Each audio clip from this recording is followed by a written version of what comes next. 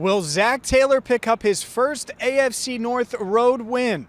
Hi again, everyone. I'm James Rapien with allbengals.com and Cincinnati Bengals Talk, joining you from Paul Brown Stadium on a Friday, where if Zac Taylor is going to get his first AFC North road win, then he's going to have to do it potentially without Tee Higgins. That's right, the star wide receiver, doubtful on the official game status report, dealing with a shoulder injury. We caught up with Zac Taylor to discuss it, and he said that it's all about pain tolerance.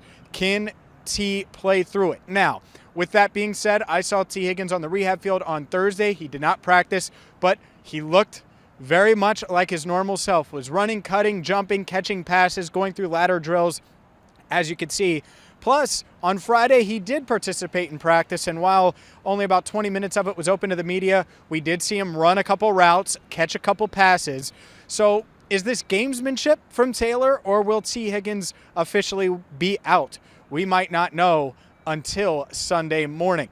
As far as the Bengals offense is concerned, though, whether or not Tee Higgins is out there, they have to get it going. They have to find a way to get moving in the right direction. Because if you think about what this offense has done, 27 points against Minnesota, outside of a couple big plays, and by the way, basically a 5-quarter game because it went through overtime and they played the entire 10-minute overtime, they struggled at times. And those struggles carried over to Chicago on the road, where they had 3 points in the first 55 minutes of that matchup. So they need to get in sync. They need to get into a rhythm. One guy I do not expect to shed his doubtful status and, make his way back to the lineup by Sunday, Xavier Su'a-Filo. Hasn't practiced all week.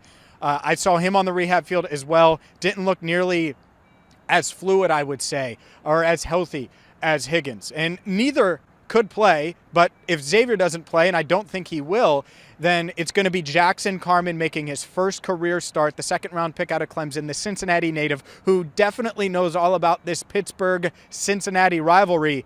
He will make his NFL debut at Heinz Field at right guard, alongside Riley Reiff on his right at right tackle and Trae Hopkins at center. So that's certainly something to watch as this offense tries to get going, establish the run on the road, and I'll get to some keys in my prediction coming up in just a few minutes. But there's one more injury to talk about. Trae Waynes, his hamstring. He hasn't played a game for the Bengals since signing a 3-year, $42 million deal with the team last offseason. Had the pectoral injury that cost him all of his 2020 campaign, and he's been dealing with a right hamstring injury over the first couple weeks. He's been out for a month, practiced on Thursday, practiced again on Friday.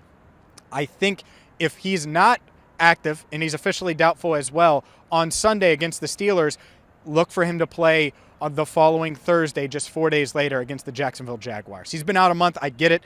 They may want to play it a little safer with the 29-year-old as they try to get him back and hopefully out on the field in the near future. As far as this game goes, look, the Steelers have dominated this series. They've dominated in Pittsburgh. They haven't lost in Pittsburgh to the Bengals since 2015, the last time the Bengals had a winning record.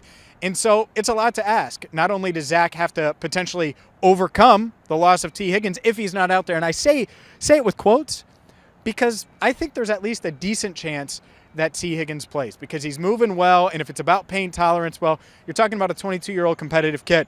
And by the time he gets out there and is on the field at Heinz Field, you could see him suit up for sure. But Zac does have to find a way to get this offense moving regardless. So if Higgins is out, look for more Mike Thomas, more Auden Tate. Not necessarily in that order, but both guys will get more reps.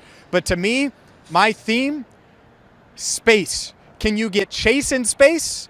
Can you get Mixon moving?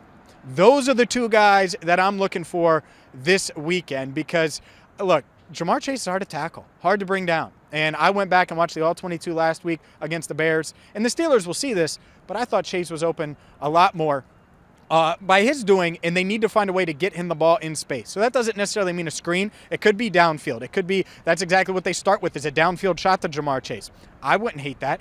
I certainly don't think Bengals fans would hate that. So that's one of the many keys. The other, obviously, get Joe Mixon going, get him moving in the right direction. And look, we saw it week 1. You get him going, 30-plus carries, worked well. This past week, didn't work as well against Chicago, so that's another key. And then on defense, you got to get after Ben Roethlisberger. Pressure up the middle, certainly something you need to see. You need to try to find a way to slow down Najee Harris. Now, the Steelers' offensive line is not what we've seen, what we're used to seeing, so there is a chance that the Bengals get after him and get after Najee Harris and slow him down. And if they do that, then I think they have a good chance of winning this game. So chase in space, get after Roethlisberger, make him uncomfortable, slow down the run, and get Mixon moving. If they can do those things, I like the Bengals' chances. But unfortunately, and I said this on Locked On Bengals, I'm going to say it again now, and I'll be in Pittsburgh with all your coverage this weekend,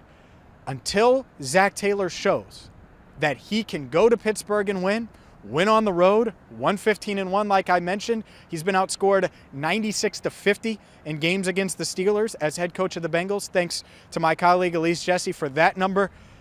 He needs to prove it to me, and especially if he's not going to have Tee Higgins and or Trae Waynes and starting a rookie right guard on the road. So there's some things working against Zach, some things working against these Bengals. I do think they're talented enough to get it done, and obviously it goes without saying, Joe Burrow has to play better this week. Can Zach put him in a position to succeed? That's something I asked Tony Pike about earlier this week in our conversation. You should check that out. 17 minutes of awesomeness when it comes to this Bengals offense, what they should be doing and what they need to do to get going. So, like I said, I think that this is going to be a tough one, and until he proves it, I'm going to roll with the Steelers. And look, it's going to be close. I think it's going to be close. I think Joe Burrow is going to make it close. He's going to come out and play well, but is it going to be enough? I say no. Give me the Steelers 23-20. Like I said, I'll be in Pittsburgh, and I'll be covering it, so look out for our game day report in the morning. I'll be at Heinz Field, so the latest on Tee Higgins, the latest on Trae Waynes, any other developments. Plus, you got the Steelers injury report. I do expect TJ Watt to play, which is obviously a big development. Diontae Johnson, not so much, but we'll see.